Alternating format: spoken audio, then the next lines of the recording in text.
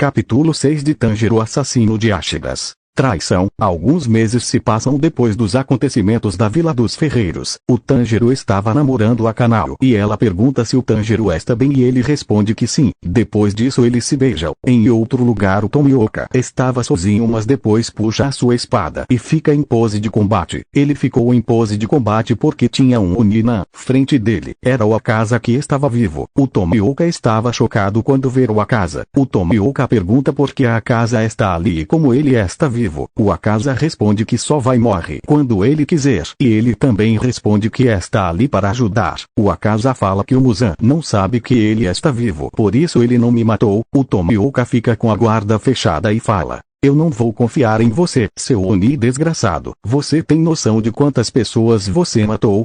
O Akaza fala que isso não importa, porque aquelas pessoas eram fracas. O Tomioka fica muito bravo com o Akaza, mas mantém sua mente sã. O Akaza fala que Mestre Muzan está muito perto dos caçadores de Oni. O Tomioka não acredita nisso e decide lutar com o Akaza. A luta começa com Tomioka dando várias espadadas no Akaza que fazem vários cortes no Akaza. O Akaza revida dando um socão na barriga do Tomioka que joga ele para longe. O Tomioka usa a primeira forma da respiração da água Minamo e o Akaza usa o Akaizutsu. O Tomioka e o Akaza trocam golpes e o Tomioka vence do Akaza, mas o Akaza pega o Tomioka pelo pescoço e começa a bater ele em umas árvores. O Tomioka se solta e faz um corte no pescoço do Akaza e depois corta os tendão do pé do Akaza, mas ele regenera. O Tomioka está sem ideias para derrotar o Akaza. Eis que aparece um monte de caçadores, e o Tomioka fala para eles chamarem reforço, mas o Akaza começa a matar todos eles. O Tomioka tentou salvar eles, mas não deu tempo. O Akaza fala para o Tomioka que está falando a verdade. O Tomioka não acredita no Akaza. Alguns segundos o Tomioka teve a ideia de derrubar as árvores para que a luz do sol pegasse o Akaza. Ele começa a pular em cima das árvores e começa a cortar as árvores. E o Akaza percebe o que ele quer fazer e tenta fugir, mas o Tomioka corta as pernas e os braços do Akaza e captura o Akaza. O Tomioka decide não matar o Akaza porque ele acha que o Akaza sabe de informações.